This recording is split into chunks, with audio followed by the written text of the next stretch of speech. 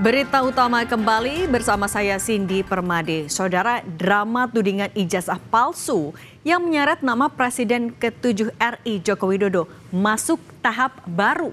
Roy Suryo dan 7 koleganya ini dikenal vokal, kini resmi menyandang status tersangka tudingan ijazah palsu Jokowi. Polisi menyimpulkan Roy Suryo CS telah menyebarkan tuduhan palsu, melakukan edit dan manipulasi digital terhadap dokumen ijazah. Menyimpulkan bahwa para tersangka telah menyebarkan tuduhan palsu dan melakukan edit serta manipulasi digital terhadap dokumen ijazah dengan metode analisis yang tidak ilmiah dan menyesalkan publik. Berdasarkan hasil penyidikan, kami menetapkan 8 orang sebagai tersangka yang kami bagi dalam 2 klaster. Polisi menetapkan 8 tersangka yang terbagi dalam 2 klaster. 8 tersangka kasus tudingan ijazah Jokowi adalah Roy Suryo, Rismon Sianipar, Tifauziah Tiasuma, Egy Sujana, Kurnia Tri Rohyani, M. Rizal Fadilah, Rustam Effendi, dan Damai Hari Lubis. Para tersangka dijerat pasal berlapis, mulai dari pencemaran nama baik, fitnah, hingga penyebaran dokumen elektronik dengan tujuan menghasut. Usai ditetapkan sebagai tersangka tudingan ijazah palsu Jokowi, Roy Suryo mengaku menghormati sepenuhnya penetapan statusnya tersebut. Roy bersikukuh bahwa langkahnya ini hanyalah bagian dari hak warga negara untuk mencari kebenaran. Roy menekankan bahwa tidak ada perintah penahanan dari penyidik.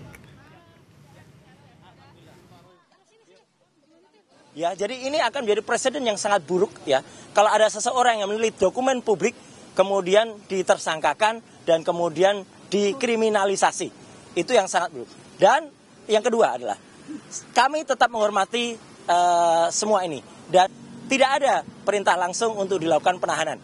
Ya, jadi ini clear banget ya, loud and clear. Jadi kalau tiba-tiba ada orang yang aneh-aneh atau orang yang mendesak-desak, itu tentu saja sudah merupakan hal yang justru melanggar hukum.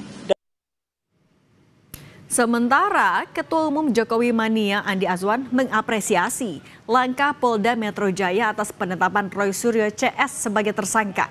Andi memastikan akan terus mengawal kasus ini hingga inkrah.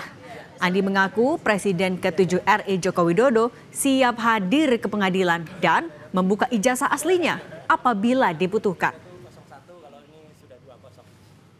Ini adalah kemenangan, bukan kemenangan hanya Pak Jokowi, tapi ini adalah kemenangan kebenaran yang hakiki dari seluruh masyarakat Indonesia. Kita tetap akan mengawal bersama tim kuasa hukum dari Pak Jokowi. Kita akan mengawal sampai putusan ini inkrah. Dalam membuktikan tudingan ijazah palsu Jokowi, Roy Suryo CS dikenal ulet.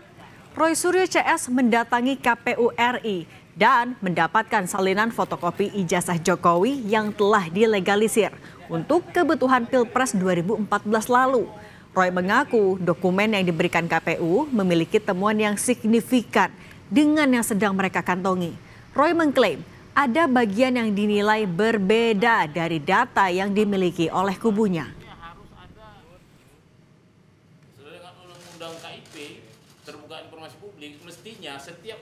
Selain ke KPU Pusat dalam perjuangan membuktikan tuduhannya, Roy Suryo CS juga mendatangi KPUD Jakarta.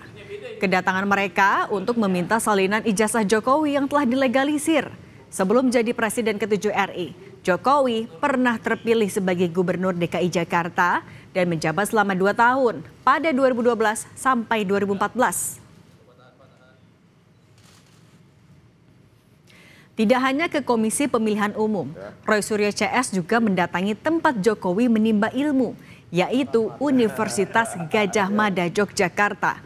Kali ini giliran Rismon Sianipar yang membawa beberapa lembar surat yang menurutnya ditujukan kepada Rektor UGM Ova Emilia.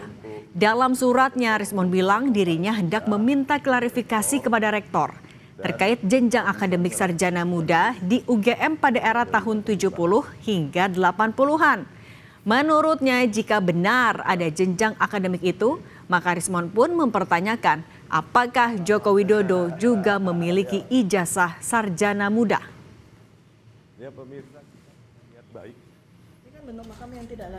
Sebelumnya Roy Suryo hingga Dr. Tifa mendatangi makam keluarga Jokowi di kawasan Selokaton, Gondang Rejo, Karanganyar, Jawa Tengah. Kunjungan yang dilakukan Roy Suryo dan Dr. Tifa ini diunggah dalam konten YouTube Refli Harun Selasa 7 Oktober lalu. Dr. Tifa menyebut menemukan sesuatu yang janggal dan tak lazim saat mengunjungi lokasi tersebut.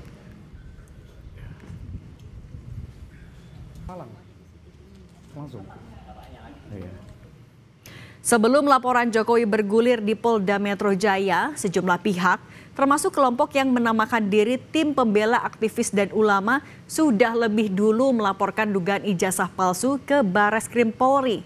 Namun setelah digelar serangkaian penyelidikan, Bareskrim menghentikan penanganan kasus tersebut karena fakta yang diserahkan Egy Sujana CS selaku pelapor masuk kategori data sekunder dan tidak memiliki kekuatan pembuktian.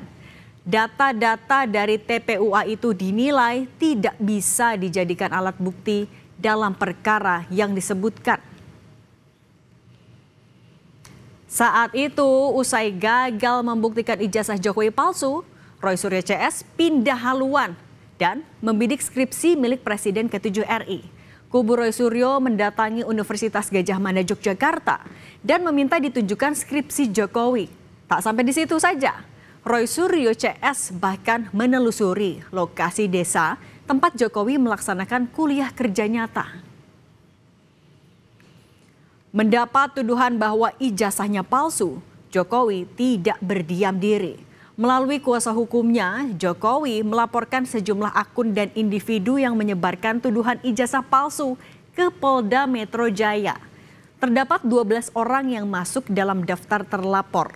Di antaranya Roy Suryo, Tifauzia atau Dr. Tifa, Abraham Samad, Egy Sujana, hingga Damai Hari Lubis. Dalam prosesnya di Polda Metro Jaya, Roy Suryo CS telah diperiksa beberapa kali.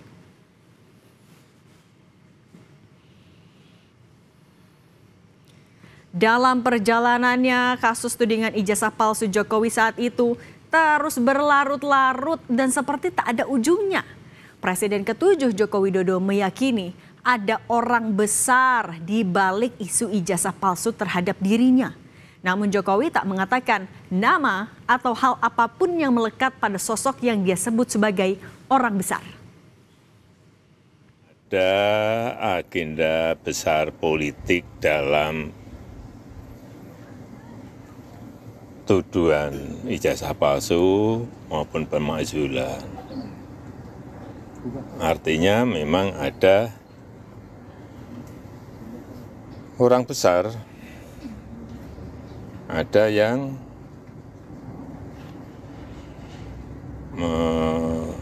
backup. Mengarah kemana? Mengarah ke? Ya, semua udah tahu lah. Ya, kasih. Kini publik menanti apakah kebenaran akan terbuka sejelas siang atau kembali kabur di balik kabut kepentingan. Dan apakah dengan penetapan Roy Suryo CS sebagai tersangka dalam kasus fitnah tudingan ijazah palsu Jokowi bisa akhiri seluruh drama ini? Atau justru masih akan terus berlanjut?